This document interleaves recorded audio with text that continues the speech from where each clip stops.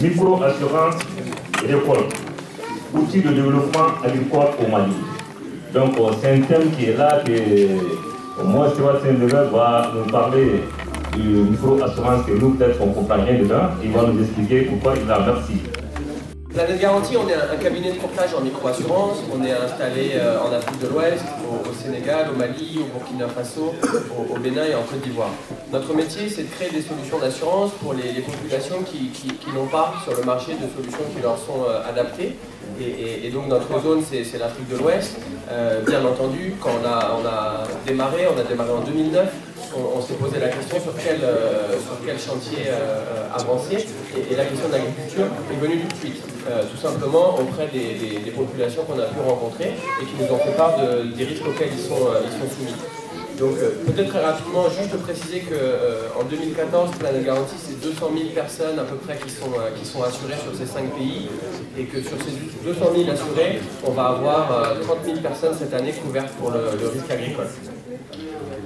Donc qu'est-ce que le risque agricole, et en quoi ce risque grève les possibilités d'investissement à tous les niveaux, au niveau du producteur, au niveau de sa banque, au niveau de son distributeur d'intrants, quel va être l'élément majeur qui peut effectivement freiner la production et donc mettre le producteur en incapacité de rembourser ses investissements. Dans le travail préalable qu'on a eu à faire, l'élément sécheresse, l'élément climatique, et au travers de l'élément climatique, l'élément sécheresse ressort systématiquement comme effectivement étant une contrainte qui n'est pas maîtrisable par le producteur, qui ne fait pas la pluie malheureusement, et qui effectivement peut avoir un impact qui va jusqu'à 80% sur les rendements de fin de campagne. Je parle ici principalement des producteurs qui font des céréales, des producteurs qui font du coton. Donc qu'est-ce qui se passe en cas de manque de pluie, en cas de sécheresse? On va avoir une baisse de la production.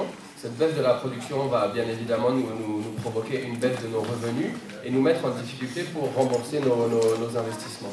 Qu'est-ce qui va s'en suivre? C'est l'année suivante, on va non pas partir d'une situation à zéro, on va partir d'une situation négative d'endettement avant le démarrage de l'activité agricole, qui donc va freiner nos capacités d'investissement et va freiner nos efforts dans le champ, et au final va encore freiner nos revenus.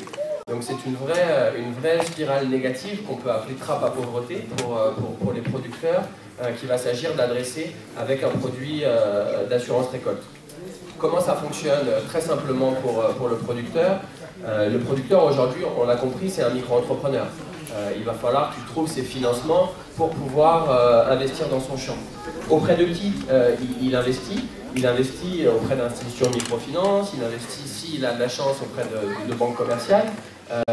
Voilà, il investit aussi au travers des distributeurs d'intrants qui pour nombreux d'entre eux, fournissent les intrants à crédit. Donc cette fois, c'est du crédit en nature, mais à la fin de la campagne, il va bien falloir revenir rembourser son distributeur d'intrants.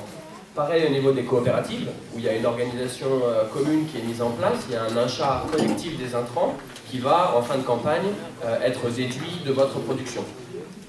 Et enfin, les agribusiness qui, de façon très dynamique, vont aussi vouloir permettre à leurs fournisseurs d'investir, donc vont leur fournir leurs intrants, et en fin de campagne, vont déduire ces intrants des paiements qu'ils vont leur faire.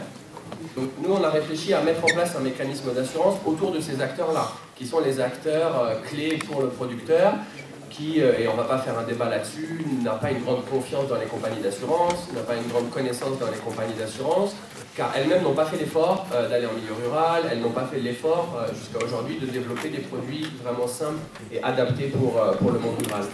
Donc dans notre mécanisme, la prime d'assurance, elle va être inclue dans le prix de l'agrégateur, c'est-à-dire elle va être inclue dans le crédit, elle va être inclue dans le prix du sac d'intrants, elle va être inclue dans le financement de la coopérative. C'est donc cet agrégateur, cette coopérative, cette banque qui, elle, va payer la prime à l'assurance. L'assurance va tourner, va effectivement suivre la campagne, calculer les indemnisations et reverser ces indemnisations de nouveau à l'agrégateur, à la banque, à l'institution de microfinance, qui, elle, va pouvoir indemniser, s'il y a lieu, le producteur en fin de campagne. Donc l'avantage de ce schéma, c'est d'intégrer l'assurance au sein du paysage de l'agriculteur et donc de ne pas créer un coût supplémentaire, d'aller en ville prendre son assurance, par exemple. Voilà, donc c'est vraiment un mécanisme internalisé. Maintenant, par rapport à ma situation de sécheresse que j'évoquais tout à l'heure, qu'est-ce que cette assurance va permettre? En assurant le coût de l'investissement, donc là, ce n'est pas l'investissement matériel dont Guillaume nous parlait tout à l'heure en début de présentation, c'est beaucoup plus les intrants, c'est beaucoup plus l'investissement annuel dans le champ. En cas de mauvaise récolte, c'est l'assurance qui va prendre en charge le remboursement de cet investissement et donc permettre aux producteurs de repartir sur une situation de non-endettement. Et effectivement de pouvoir honorer ses engagements et de pouvoir avoir un levier d'investissement sur l'année suivante. On parle de situations de sécheresse, donc de situations négatives. Bien sûr, il y a aussi des années bonnes en termes de pluie, ce qui n'a pas l'air d'être le cas d'ailleurs cette année, mais qui était à peu près le cas l'année dernière. Cette fois, on va avoir l'assurance qui va être un levier effectivement de croissance pour le producteur. Pourquoi ? Parce que là où aujourd'hui un producteur a les moyens, parce que sa banque lui donne, ou a le courage d'acheter 4-5 sacs, avec un mécanisme qui sécurise ces sacs, il va pouvoir acheter 5 sacs, 6 sacs, 7 sacs, et donc améliorer les rendements de son champ et trouver un levier de développement pour son activité. Donc j'espère que j'ai été vraiment clair là-dessus. Nous, on a conçu l'assurance comme un levier de développement, de croissance économique pour le producteur. Pour inciter les banques à prêter plus à plus de monde, pour inciter le producteur à investir plus dans son champ, pour inciter nos amis, les agribusiness ou les coopératives, à sécuriser la situation de leurs membres ou de leurs fournisseurs. Bien sûr, ce n'est pas évident de mettre en place une telle assurance dans un contexte où les producteurs ils sont éparses, ils sont pas sur des zones petites, forcément très accessibles, et ils sont caractérisés au Mali par des tailles d'exploitation assez petites. On a, sur nos premières années d'expérience, une moyenne autour de 1,5 hectare cultivés par producteur. Donc vous comprenez qu'avec une surface de champ de 1,5 hectare, ce n'est pas évident de motiver une assurance à aller constater des sinistres, à payer un déplacement, à envoyer un expert dans le champ pour pouvoir exactement adresser la situation du producteur. Donc ce que nous avons imaginé, c'est effectivement de passer par une assurance indicielle. On va essayer de comprendre quels sont les facteurs de maximisation des rendements et on va baser l'assurance sur ces facteurs-là. Ce qui permet de ne plus envoyer l'assureur dans le champ, puisque le facteur va pouvoir être suivi soit par satellite, soit par les informations météo qui vont être collectées par la météo, soit par l'agrégateur qui, lui, va collecter les rendements et donc sur lequel on va pouvoir baser la solution d'assurance. En gros, il y a deux types d'indices qui sont faits comme ça. Il y a les indices qui vont, les produits d'assurance qui vont couvrir les baisses de rendement. Donc là, vous allez calculer les rendements sur des très longues périodes de 20 ans, de 30 ans. Et ce que vous allez couvrir, c'est la différence de votre rendement annuel par rapport à l'historique des rendements. Voilà, c'est des mécanismes qui sont possibles sur des filières comme le coton, où vous avez un accompagnement technique des cotonniers et vous avez un accompagnement institutionnel qui permet de certifier les rendements. C'est plus délicat sur les céréales, sur le maïs par exemple, où on n'a pas cet encadrement, on n'a pas cet historique. Donc là, on va être beaucoup plus sur des indices climatiques. Et les indices climatiques, je le disais, il y a deux types. Il y a de l'information satellite. Aujourd'hui, il y a les satellites qui passent leur temps à faire le tour de la Terre. Donc ça prend des photos. Et avec des photos satellites, on est capable de comprendre quelle quantité d'eau est présente dans le sol. C'est-à-dire qu'on va transformer la photo, votre champ il va être vert, on va transformer ce vert en quantité d'eau dans le sol et on va pouvoir assurer la bonne quantité d'eau dans le sol. S'il n'y a pas assez d'eau, l'assurance va intervenir. Voilà. Enfin, les stations météo. On est en partenariat, je tiens vraiment à le dire, avec la météo du Mali depuis le début du programme, avec comme difficulté pour utiliser l'information météo, le fait que le réseau de stations météo n'est pas très dense. Et donc, comme on a une grande variabilité de pluie, même d'un village à l'autre, on ne va pas pouvoir couvrir tous les producteurs d'une même région avec une station météo. Donc c'est pour ça qu'aujourd'hui, si on vérifie nos indices avec la météo, on utilise beaucoup plus le satellite, qui a l'avantage d'être gratuit, puisqu'on ne le sait pas, mais on peut avoir accès aux images satellites avec un certain retard, 10 jours après la prise de la photo, de façon gratuite. Donc c'est vraiment une situation intéressante qui permet de couvrir l'ensemble d'un territoire comme celui du Mali à moindre frais. À moindre frais, pourquoi? Pour garder une prime d'assurance accessible pour le producteur. Une fois que vous êtes sur ces technologies-là, après on est un petit peu dans une approche projet classique, on a 4 composantes clés qu'il va falloir investir pour mettre en place un projet d'assurance. C'est de l'expertise. Bien sûr, il faut des gens qui sachent lire les informations satellites, il faut des gens qui puissent connaître l'agriculture malienne suffisamment bien pour calculer les besoins en eau des producteurs assurés et donc mettre des produits qui sont des produits adaptés aux producteurs et ne pas renouveler les erreurs de l'assurance, à savoir mettre des produits plutôt génériques à disposition de tout un pays sans tellement se soucier du fait que ces produits ne sont pas adaptés. La deuxième composante, c'est la formation, la sensibilisation. Et on l'a dit aussi tout à l'heure, bien évidemment, il faut être en maîtrise du produit qu'on achète. Donc c'est d'ailleurs de la protection des consommateurs. Et pour faire ça, je vous disais, il n'y a pas une très bonne presse, mais une très bonne connaissance de l'assurance en milieu rural. Donc il faut prendre vraiment le temps d'expliquer, de former les gens en gestion du risque. Derrière, il faut distribuer cette assurance. Donc là, j'ai parlé tout à l'heure des agrégateurs et c'est vraiment un travail qui est fait par nos partenaires financiers, par nos partenaires coopératifs ou distributeurs d'intrants. Et enfin, il faut faire de la promotion, du marketing. Et pour ça, on utilise beaucoup les radios rurales. On utilise beaucoup aussi les animations villageoises, type pièces de théâtre, soirées d'animation autour des questions de l'assurance. Et avec ces 4 composantes, on arrive effectivement à faire passer un message et effectivement à développer une confiance autour de l'assurance. Donc notre projet, c'est un projet qui est sous-régional, hein, qui s'étend, comme je vous le disais, sur 5 pays. Mais j'ai la chance aujourd'hui que le Mali, c'est vraiment notre pays phare, dans le sens où c'est là où nous avons aujourd'hui le plus grand nombre d'assurés. On a démarré en 2009 avec peut-être 250 assurés. Et on est cette année, en 2014, autour de 18 000 assurés. Donc on a déjà franchi ce pas et on attend effectivement les années suivantes pour développer cet outil à vraiment plus grande échelle et sécuriser bien au-delà de 17 000 producteurs. On a les capacités techniques, c'est-à-dire que nos produits couvrent aujourd'hui 6 000 villages du Mali, dans les régions de Kayes, de Koulikoro, de Ségou et de Sikasso. Voilà, nos clients aujourd'hui sont principalement à Sikasso, ce sont des producteurs de maïs, mais demain ils peuvent tout à fait être à Kayes, à Koulikoro ou à Ségou. Qu'est-ce qu'on va... Donc, Monsieur Comé me recommandait de faire des recommandations. Donc j'ai essayé effectivement de me demander qu'est-ce que je pourrais recommander pour faciliter le développement de cette assurance récolte. Le premier point, c'est de ne pas oublier l'État. Et effectivement, on est dans un domaine où l'État a un rôle à jouer dans le développement du secteur de l'assurance pour les populations qui aujourd'hui en sont exclues. Donc quand on pense à l'État, on pense tout de suite au cadre réglementaire.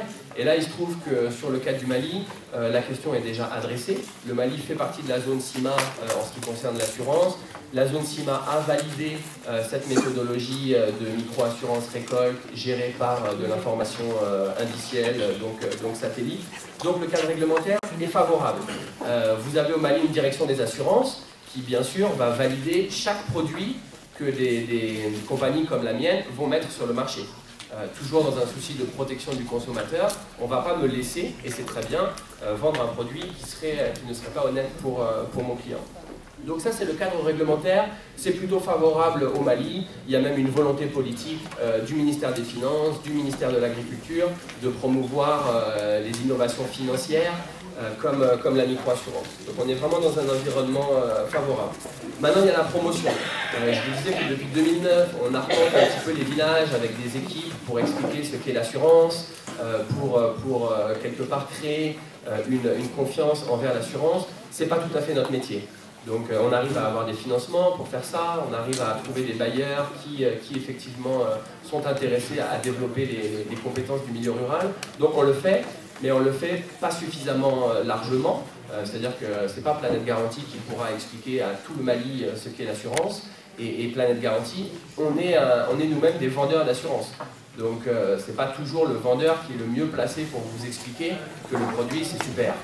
Donc il y a un petit peu cette antinomie-là qui fait que vraiment on attend l'État sur les questions de formation, sur les questions de sensibilisation à l'assurance. Le troisième élément sur lequel on pense bien sûr à développer des partenariats avec l'État, c'est les incitations financières. Je vous parlais de produits d'assurance, j'ai oublié de dire le prix d'ailleurs, peut-être que ça viendra dans les questions, mais pour un investissement type crédit, microfinance de 100 000 francs CFA, on va avoir un prix de l'assurance à 8 000 francs CFA. Donc c'est 8% du montant investi, ce qui est très cher pour le producteur concerné, ce qui n'est pas cher au regard de son risque, puisqu'on a bien parlé du risque sécheresse. Il faut savoir que dans les zones que j'ai citées, on parle d'une sécheresse tous les 6 à 7 ans, donc on est sur un risque beaucoup plus autour de 19-20% que les 8% que le mécanisme d'assurance permet de faire payer. Mais ça reste trop cher. Et en plus, c'est vendu au moment où le producteur n'a pas d'argent, puisque c'est vendu en début de campagne agricole, au moment où le producteur s'endette lui-même, prend des crédits. Donc c'est pas le moment où lui il a envie de sortir 8 000 francs CFA pour sécuriser son champ. Donc il y a clairement des incentives à faire de la part de l'État. Il faut savoir que nos clients ils payent 20% de taxes sur nos produits d'assurance, sachant qu'on est donc en partenariat avec le ministère de l'Agriculture, en partenariat avec le ministère des Finances. Donc on fait du lobbying pour avoir des baisses de taxes et effectivement pouvoir déclarer ces produits hors taxes. C'est un premier pas. Un deuxième pas, ça va être de tout simplement subventionner les primes. Et là, on a un exemple dans la sous-région, c'est le Sénégal. Peut-être que vous savez aujourd'hui qu'au Sénégal, toutes les primes d'assurance agricole sont financées à 50% par l'État sénégalais. Ça veut dire que je suis producteur, je paye 200 de primes, j'ai 200 qui sont payés par l'État. Donc c'est aussi un mécanisme, cette fois vraiment massif, d'incitation à prendre de l'assurance. Et enfin, il y a les gros programmes d'investissement. Et là, on prend un petit peu de recul, effectivement, par rapport aux situations annuelles des producteurs. Et on peut très bien imaginer, comme c'est le cas au Sénégal, comme c'est le cas au Bénin, de voir l'État mettre en place une compagnie publique d'assurance récolte. Et donc, dans cette compagnie publique, l'État serait à l'aise d'investir et les partenaires privés seraient à l'aise de venir se joindre à l'État pour investir et proposer des services d'assurance subventionnés, accessibles pour les producteurs. Et enfin, le dernier élément de réflexion par rapport au partenariat public-privé, et là je ne suis pas spécialiste, donc c'est vraiment une question que je partage avec vous et sur lesquelles je suis sûr que vous aurez des compléments plus pertinents que les miens, c'est la question de la politique de subventionnement des intrants. Aujourd'hui, c'est effectivement l'outil massif d'appui au monde agricole se fait par le subventionnement des intrants. Et effectivement pose la question de savoir si le producteur qui lui est mis en situation de devoir maintenant aller prendre des crédits, se retrouver comme un auto-entrepreneur à gérer effectivement ses revenus et ses recettes, si on ne pourrait pas allouer une partie de ses financements à lui allouer du crédit. Avec des partenaires bien reconnus au niveau du Mali, on peut tout à fait imaginer des mécanismes de financement public pour des producteurs privés au Mali. Donc ça, c'est le premier groupe de recommandations, c'est développer des partenariats publics-privés autour des questions de l'assurance et du financement agricole. Le deuxième type de recommandations, qui vont être davantage des ouvertures, c'est bien sûr vis-à-vis de vous de parler du rôle de la diaspora. Qu'est-ce que la diaspora peut faire sur ces questions d'assurance agricole, sachant que vous avez tous des membres de la famille ou de vos communautés qui sont producteurs, que vous devez d'une façon ou d'une autre les appuyer dans cette activité agricole déjà. Donc effectivement, comment l'assurance pourrait transformer cet appui que vous faites à vos communautés. Donc on pense tout de suite assurance, risque, situation de catastrophe. Peut-être que vous avez des coups de fil, les années où effectivement les conditions sont mauvaises, les récoltes ne sont pas au rendez-vous, les familles, les communautés ont peut-être besoin de vous pour rembourser leurs crédits. Donc là, on pourrait imaginer tout à fait que la diaspora fasse accéder sa communauté à l'assurance et donc anticipe ces situations de crise. La question des sensibilisations aux communautés, de la formation sur l'assurance, bien sûr, peut être adressée par la diaspora, notamment dans le cadre de ces forums et des restitutions que vous ne manquez pas de faire au Mali. Et enfin, le dernier point, et on a des investisseurs, on a des banques et des institutions de microfinance qui sont avec nous. Donc, est-ce que l'épargne des Maliens de France ne pourrait pas se transformer en investissement, en crédit de campagne pour les Maliens du Mali ? Et ça, c'est vraiment une idée, je pense, qui a été travaillée par beaucoup de monde, je dis bien l'épargne, c'est-à-dire comment on pourrait mettre en place des mécanismes qui permettent aux Maliens de France d'épargner, donc de mettre leur argent à profit pour plus tard, tout en utilisant cet argent pour dynamiser l'agriculture au Mali. Et là, je pense qu'il y a des institutions comme la BNDA, comme Niesigiso, comme d'autres institutions de microfinance qui pensent à ça et qui pourraient effectivement être facilitées dans ça par un mécanisme d'assurance qui, encore une fois, enlèverait le risque agricole. De la Banque nationale de développement agricole du Mali. Alors, pour la petite histoire, sachez que en Afrique de l'Ouest, il y a eu plusieurs BNDA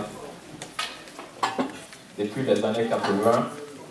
Et ce que je vais vous dire, je pense que c'est une fierté pour nos Maliens. La seule BNDA qui a survécu parmi toutes ces banques, la seule qui a survécu, c'est celle du Mali. Elle a été créée en 1981 et sa vocation première, c'était uniquement le développement du monde agricole. Alors, vous savez qu'au niveau du Mali, on est toujours confronté à des aléas climatiques, ce qui fait que aux alentours des années 2005-2006, vu que le monde agricole à lui seul ne suffisait pas pour maintenir la bonne santé financière et le bon développement des activités de la BNDA, alors nous avons décidé d'élargir la gamme de produits et services de la BNDA et cela s'est passé par la diversification. Cette diversification n'a pas mis en péril notre activité agricole, bien au contraire. Depuis sa création jusqu'à aujourd'hui, la BNDA demeure la première banque agricole au service du monde rural. Mais à côté de ça, nous avons développé d'autres activités, notamment le financement des entreprises de tout secteur, hein, commercial, industriel, artisanal, même les simples particuliers ont pu avoir gain de cause au niveau de la BNDA pour le développement de leur activité en tant qu'entreprise individuelle. Donc aujourd'hui, c'est cette politique de diversification qui nous a amenés en France. Nous avons mené plusieurs études bien avant de venir ici et on a constaté que la communauté malienne, la diaspora malienne présente en France, nourrit des ambitions pour le pays. Mais malheureusement, il manque des infrastructures, il manque des partenaires crédibles et fiables qui puissent les accompagner pour la réalisation et la concrétisation de leurs projets, de leurs rêves au Mali. Donc nous avons décidé de venir sur place, non pas pour, comme on le dit habituellement, pour capter des flux de transfert. Notre vocation première, c'est plutôt pour aider les porteurs de projets à réaliser leur entreprise, leurs projets, leurs rêves au Mali. Alors, il faut savoir que nous sommes en France, ça fait maintenant 3 ans. Et pendant ces 3 années, nous avons accompagné pas mal de porteurs de projets. On n'a pas trop de complications. Il suffit d'avoir des idées claires, avoir une expérience notoire dans votre projet. Il suffit d'avoir un apport, un certain montant d'apport personnel pour que la banque puisse jeter un regard sur votre projet. Si ce projet il est viable à la fois pour vous et qu'il puisse contribuer au développement du Mali, naturellement la BNDA se donne le droit de jeter un regard et apporter si possible son concours pour la réalisation et la concrétisation de ce projet. Pour votre information, la BNDA est située à Paris dans le 12e arrondissement. Cette structure, elle est là pour vous, elle est là pour apporter une aide notoire à la communauté malienne. Je suis sûr que le monde agricole est l'avenir du Mali. Tout entrepreneur qui décide d'investir dans ce domaine, quand on y croit et qu'on s'y investit comme il faut, forcément c'est un domaine qui peut apporter des résultats bien au-delà de ce qu'on peut imaginer. Donc, si vous avez des projets, de grâce, ne restez pas assis. Ne restez pas assis, levez-vous. L'orientation agricole a été mise en place pour aider tous les paysans, tous qui veulent investir ou s'occuper de l'agriculture. Il y a le code des investissements qui est là, qui est très favorable. Ou peut-être je n'aurai pas le temps malheureusement aujourd'hui de rentrer dans les détails par rapport à toutes les exonérations auxquelles l'État consent, qui sont des sacrifices financiers très importants. On a dit que le soutien de la diaspora est surtout alimentaire.